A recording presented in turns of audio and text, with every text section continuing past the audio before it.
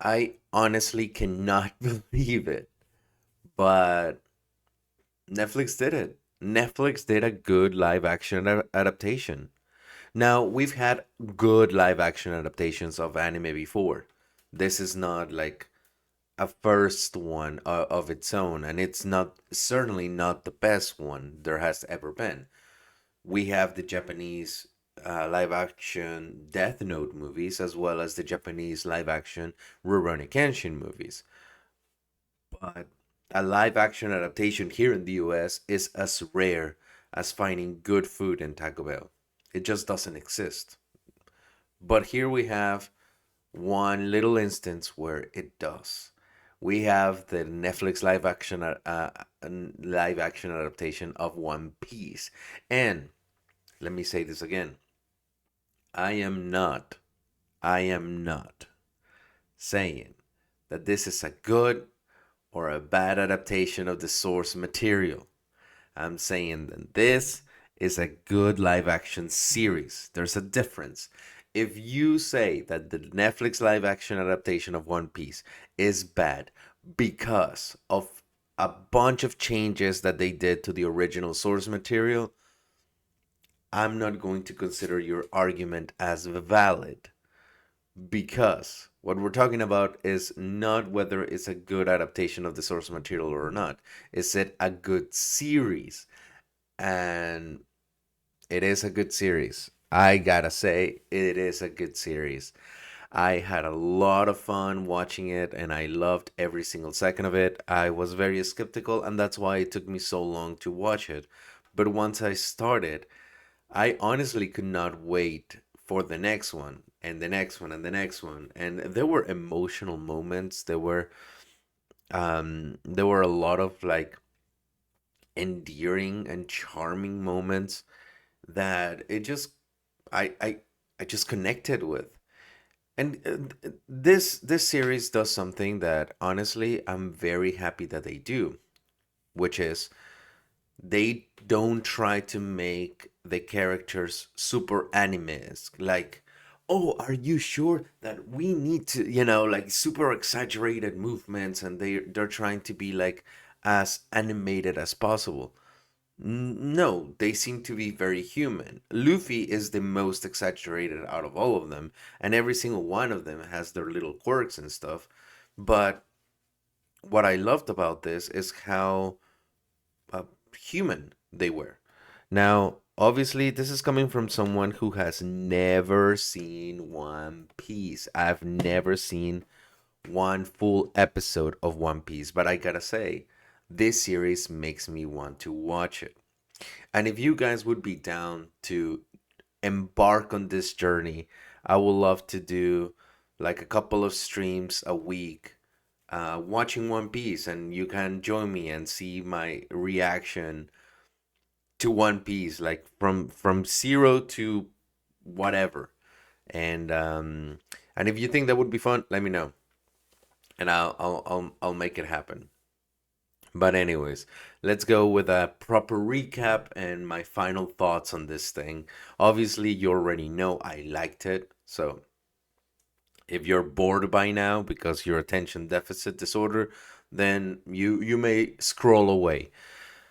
And if you haven't been bored with my word vomit, then let me give you a little recap of what I understood of this series. We have Luffy. He wants to become king of the pirates. He eats a cursed looking fruit that gives him the power to be like Mr. Fantastic. We have Zoro, who wants to become the greatest swordsman, and he uses three swords. And then we have Sanji, who wants to become a chef. Nami, who wants to just draw a map of the world. And we have Usopp, who is a liar, but will stick up to his friends. He's loyal regardless. And Luffy has a son of a bitch asshole grandpa that honestly has way more character development than Ray did in the Disney movies. And then we have little bands of pirates, and every single pirate that we see has its own little quirk. The Black Cat pirate, the Angry Mexican Woman pirate, the Cook pirate, the Clown pirate, and etc. etc. So it seems like every pirate has its own theme. Luffy and the band is the Straw Hat pirate because he has a hat that budget Ryan Gosling gave him, playing Shanks, and Shanks lost an arm to save Luffy, and I guess that's important. And Shanks has a scar like across his face, so we see this little band of rascals getting together, uniting under Luffy's scare because he is very optimistic, go lucky, and he just has a dream to become king of the pirates, and he wants to fulfill everyone's dream. And after meeting with Kobe, a little shy little boy, and kind of parting ways because he wants to become a marine, and they say their goodbyes and everything. um, we get to see that at the end of the series, everyone is embarking on the destiny that they want to fulfill. He wants to be a chef, and he wants to find the rarest spices of all. Then he's gonna embark on an adventure. She wants to draw a map of the world. Then we're gonna go on an adventure.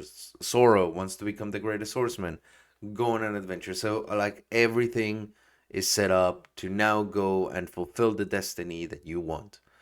And I honestly found that very charming because every single character has a motive. Every single character has a defined purpose to exist, which is way more than most Disney live action adaptations can say.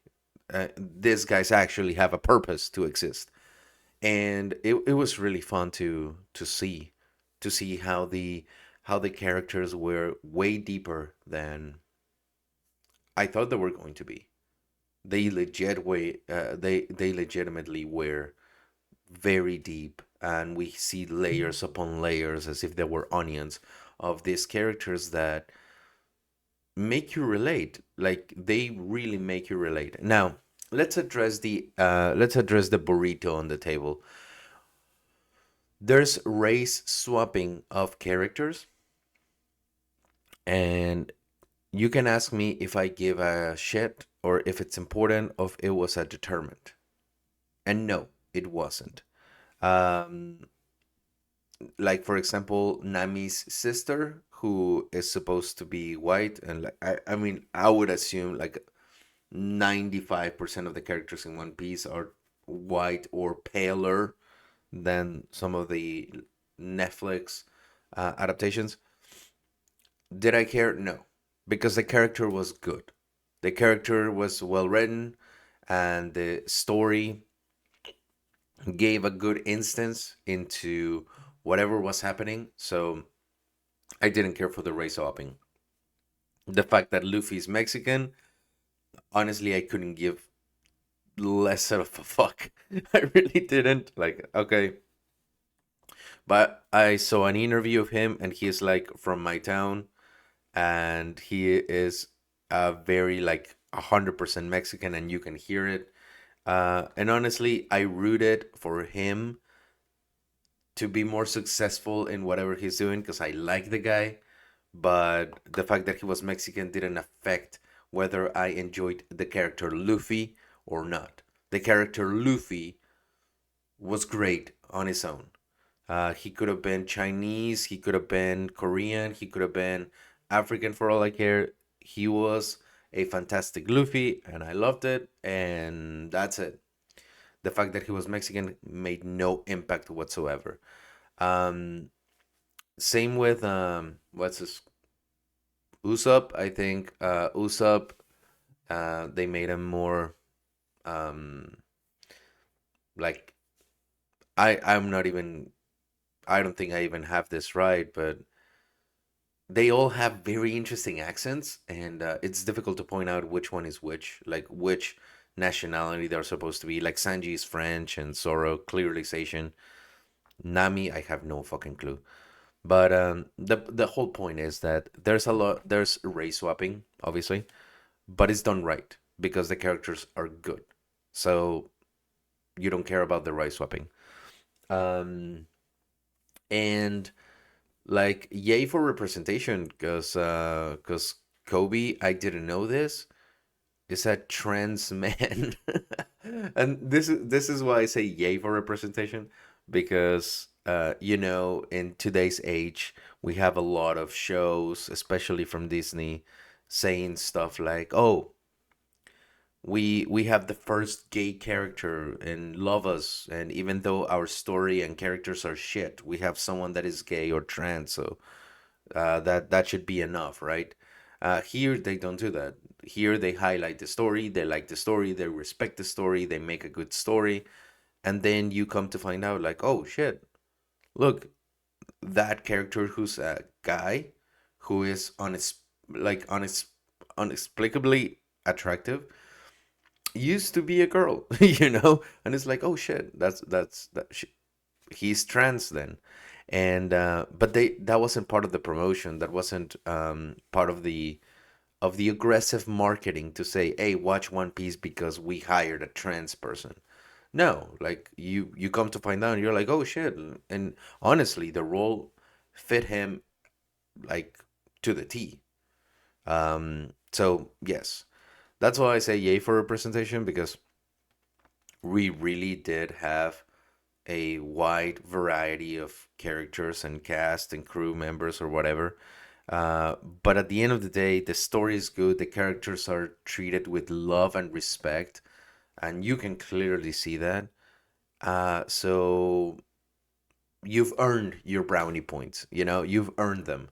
They weren't flaunting how diverse they were, or how representative or inclusive. They were flaunting that they had a good story, and yes, I gotta admit, they do have a good story. Now, again, if you want to see a reaction of me watching One Piece, let me know in the comments.